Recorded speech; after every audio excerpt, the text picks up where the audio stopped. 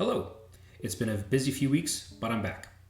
I come to you today with some news in the world of COVID-19 vaccinations. And by news, I mean lack of news, because it's things that we've encountered before. Today, we're going to talk about Harry Fisher. He's an EMT.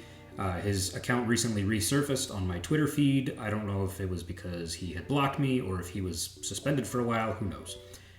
Harry likes to claim that he's an EMT that has made hundreds or dozens or whatever, multiple calls of people dying immediately after getting their COVID-19 vaccination. Here's the thing.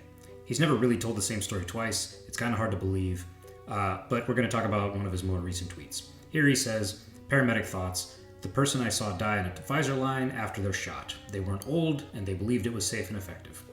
It was. It still is. 2 died in that same shot line within 2 weeks that I know of. Could have been more, probably was many more. I just didn't run those calls. God bless. Here's the thing.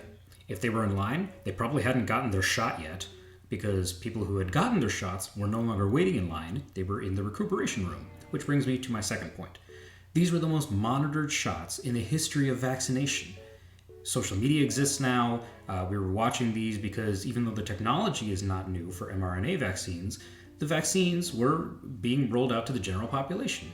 And so we wanted to make sure that people recovered well, just like we would with any other vaccination in the doctor's office, so we monitored them for 10 to 15 minutes.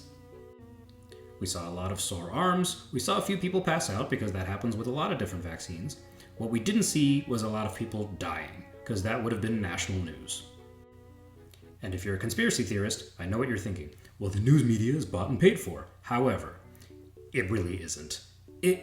There's no way to keep that big of a secret. The scientific community is just not that good at keeping secrets, and the news media loves juicy stories, so they would have loved to see stories of people dying because they would have broadcast that. It would have been good news.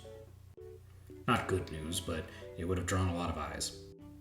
You know how I know that there isn't some big elaborate Pfizer conspiracy? Look at Boeing. Does anybody actually believe that those 2 Boeing whistleblowers just died?